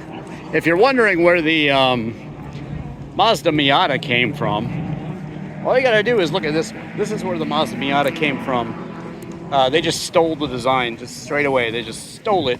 And this is a mid-60s Lotus Elan Coupe. And there you have it. What a day here. There's Lotus of Pittsburgh. Cars everywhere, Lotus everywhere, featured mark. I'm excited. Are you excited? Let me know. Smash the like button and subscribe. This is a right-hand drive like my Ginetta. Interesting driving the right-hand drive. I did a couple reviews of the Renault Clio, 6-speed manual, and the Renault Clio hybrid in Europe, but I also reviewed the Renault Clio Williams, which is a very cool car. This is the Elan, what do they call it? The +2, so it's a 4-seater. Here's an update on A little bit of an interesting shape, let's say. It's kind of a acquired taste, I would say. I think they're cool, of course, because they're Lotus. And again, Colin Chapman, simplify and add lightness. And there you go, the twin cam there. Yeah, that's where Mazda got the design for the Miata. They wanted to just build a British style sports car that was reliable. Another Elite here with the Lotus Racing colors. So cool. Wow. That is beautiful. 1960. So pretty. Awesome. The Evora GT right next to it. And another one. They really did bring them all out this year. I'm so happy. So happy that they did. Another 7 here. Lotus Super 7. Over the years since its inception. 1958. Wow. So yeah, if you want to know, this one's really the one to look at. If you want to see the Miata sort of shape and its metamorphosis over the years, this is again what Mazda was thinking of. And the Cortina, beautiful. Now this one, the Lotus 11, is just stunning. I've just always loved these. If you want to, if you're my age, you probably think about Racer X from Speed Racer, and you imagine this car here. But beautiful shape. Just really poetry in motion. The beautiful aerodynamics behind the driver there. That is as good as it gets, huh? Lotus 11. Crawford Aviation Museum there. So cool.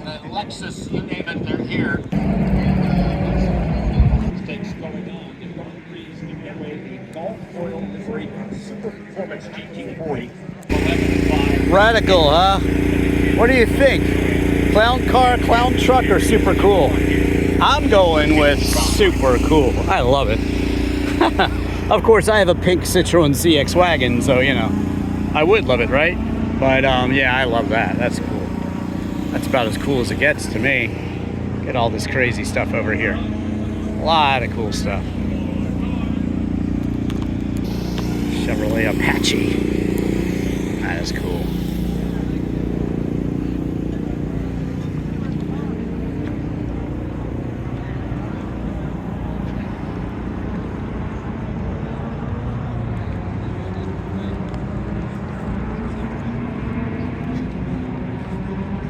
Yeah. Okay. Now we're heading down to the Rolls Royces. Very, very, very, very smooth, luxurious ride in these. If you've never driven one, they feel like butter. The steering wheel feels like butter. The assistance, the drive, everything about the cars is lovely. My granddad had one of these actually, and they're just such beautiful cars to drive. Actually, beautiful cars to drive. Very special. Check out my review of the Rolls-Royce Wraith, and you'll see it. Search any car in Drivin Ivan. Nice to see the whole family getting to try out this one with its luscious blue interior, tan, dark brown tan piping. Speaking of the Wraith, this is it. And these are just, you know, they have the suicide doors, but you just press a button to open them. Sometimes they have the beautiful Skyliner with the Galaxy on it, but yeah, this is actually a Wraith too. So check out my review of this one, but the black label. Such a cool car. So comfortable, so fast, so luxurious, so elegant. And there you go. Lexus LS has that drive. The Jaguar's got it too. Jaguar has that drive too. An excellent feeling car to drive. Very comfortable. The Bentley, it's a different feel in a Bentley, honestly. Bentley has the racing history. The Bentley brothers with their blower Bentleys and turn of the century, the 1910s, back in the day. And anything from like basic car detailing to okay, all right. Car detail. There you go, car detailing. You saw it here on Drivin Ivan. I'll give them some free advertisement. There you go. That's it. Get your car detailed. Okay, there you go. Always willing to help somebody sell a car or do any promotion. Now, yeah, I'm a fan of pink cars with my pink Citroen CX wagon, but this one is, the pink Bentley is something else. This one is a Mark VI from 1948. Let's go ahead and check out. I love the rare colors in cars. This is even an interesting color here, but look at this thing.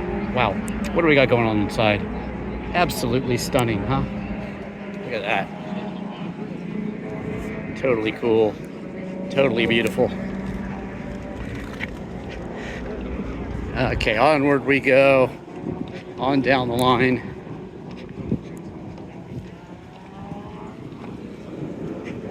Wow, it's great interior in that one too. Look at this thing. Beautiful. There's that Bentley stitching. You know, you even see it in Hyundais these days. This one is awesome. 1937 Bentley 4.25 liter all-weather by Vandenpla. Yeah, that's the same place where the Jaguar got their name, Vandenpla. The trim level. Yes, that's the same thing. Look at this. Red interior, right-hand drive. Ashtrays in the back, as you would expect. That is so cool.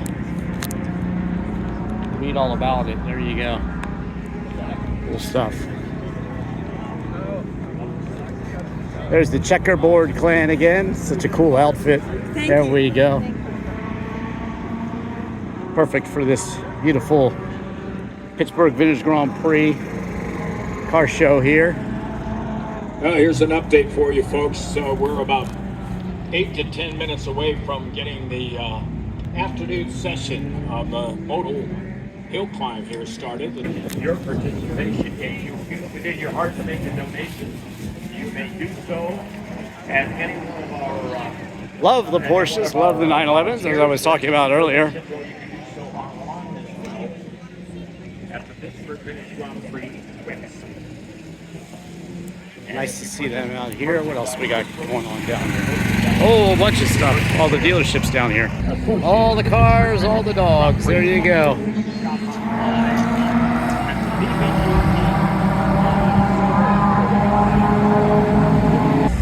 There's the GT40 Golf livery that they're giving away, just in case you were wondering.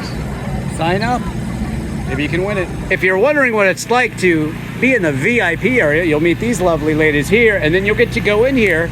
You'll have air conditioning, a nice view of what this year is the hill climb, and you get libations, you get air conditioning, like I said, a fan there.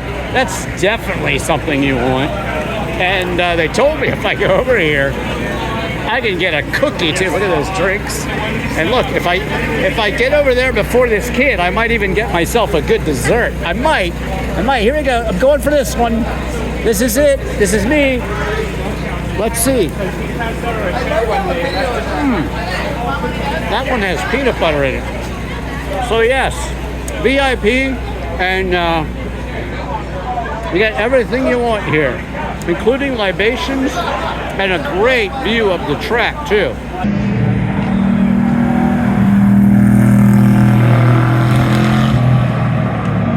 This is the best thing about the VIP area, by the way, is that you get a nice, cool, air-conditioned, shaded tent. That is the best thing about the VIP area. So, if you're looking to come to the Pittsburgh Vintage Grand Prix, I suggest it. Why not? Don't worry, I'll still be showing you all the rest of the cars. But just thought I'd show you a little bit of the hill climb too. This is a new event this year. So cool. The hill climb. Well, where are you? Are you coming?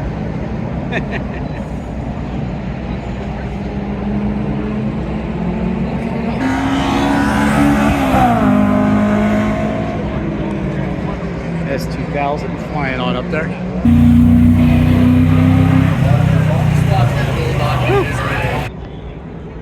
And if the technical issue is cleared away, they'll get him out onto the track. Okay, picking things up again with, ooh, look, it's an automatic. Actually review an automatic Miata NA. Pretty cool though. British Racing Green. It was a special edition. Really like the first special edition. It came out way back in the day. Ooh, look at that one. It's like an Ariel Atom. I don't know what it is. Hardtop retractable. I have reviewed pretty much many Mazda Miatas. Now, word is next up is car number 69, Glenn Hoffman. Glenn with his 1989 Honda CRX. Oh, that's pretty cool. CRX going up the hill climb. Tomorrow I'll be concentrating more on the racing footage, so I hope you'll watch my other video that'll be posted. And watch years past too. This was a special edition too, as I remember. The blue one. Very partial to blue cars. We've come a long way, but we got a long way to go.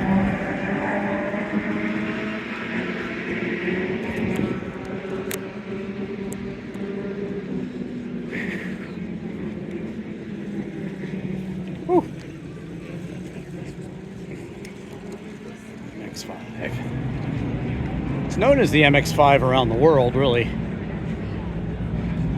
In America, we like fancy names to call our cars. I had a Lancia Zagato, but the rest of the world knew that car as the Lancia Beta Spider.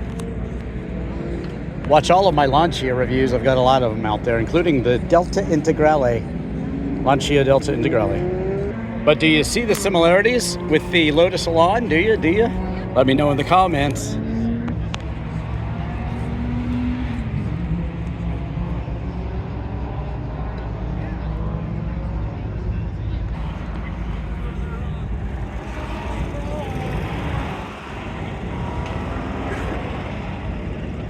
Miata chassis, Miata running gear, obviously, that's pretty cool. I bet it's quick. I bet it's crazy quick. It's gotta be crazy quick. It just must be. Must be crazy quick. Look at this one.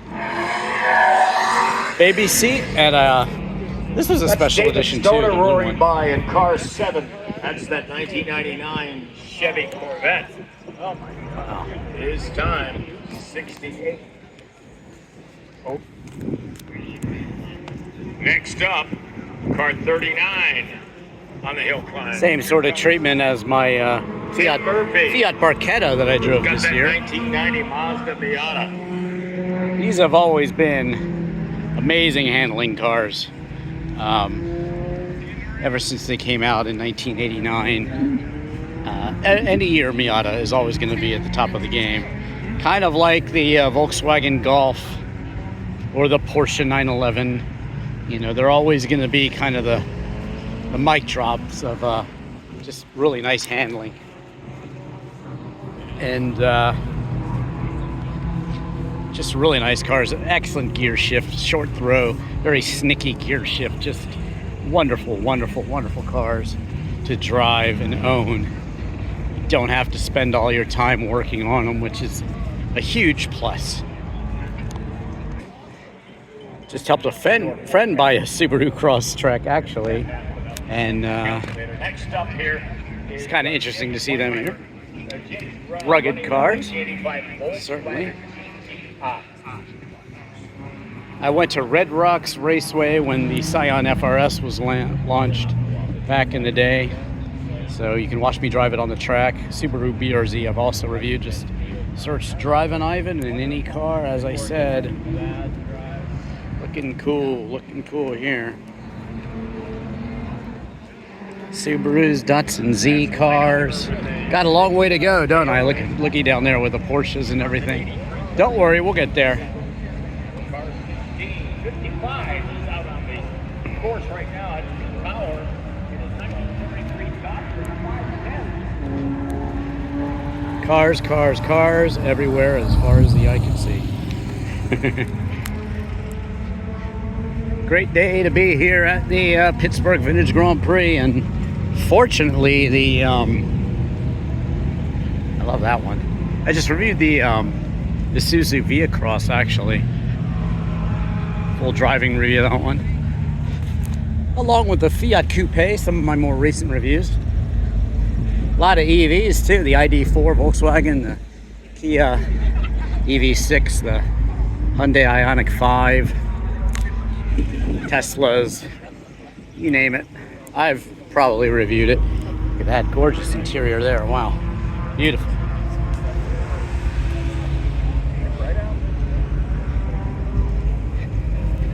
Even the Nissan 200SX I reviewed recently. Got a really nice review of that coming up. Mitsubishi Eclipse convertible I just reviewed pretty recently. I was thinking about buying it actually for a road trip. Did not end up buying it, but I was thinking about it. I love that car. It's nice actually. Check out that review. I think you'll enjoy it. Old school 83 Celica GTS. Look at that. Very cool. Lucky 13, Mark Albers. Beautiful MR2 there. We'll get to that one.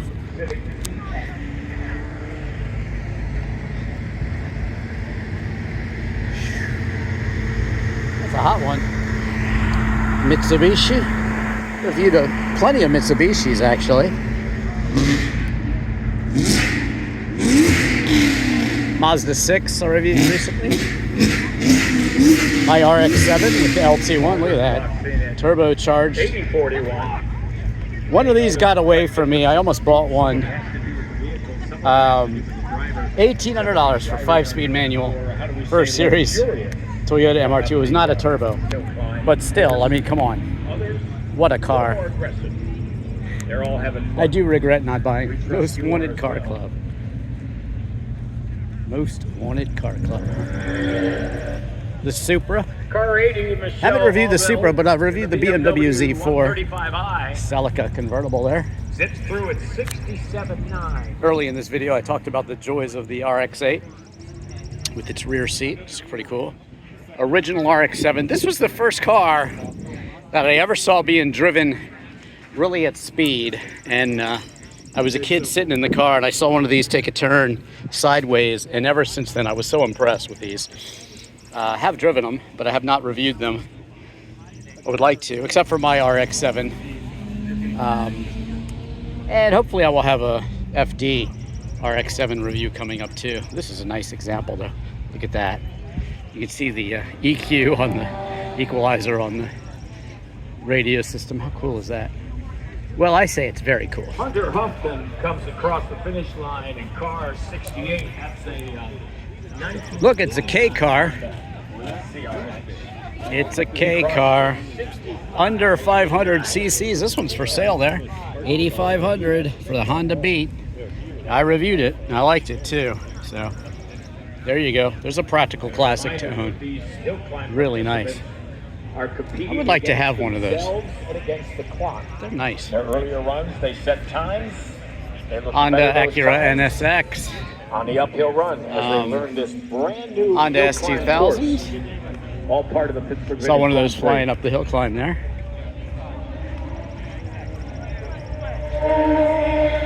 And again, I have reviewed this NSX. So check out that. Like I said, just Google Drivin Ivan in any car. A lot of S2000s here. Really nice cars. Gotta be careful, they will bite you. No traction control in these things. So if you don't know what you're doing, it's kind of like a Cobra. Maybe it's like a Japanese Cobra. I mean, they got a lot of power. They rev real high. Some of them up to 9K. And you don't know what you're doing when you drive them. Well, you could end up in trouble. You could end up in trouble.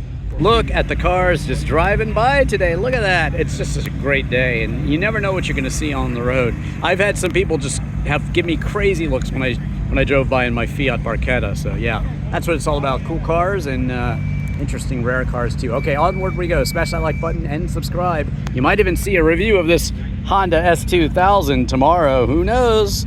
Maybe sometime this week.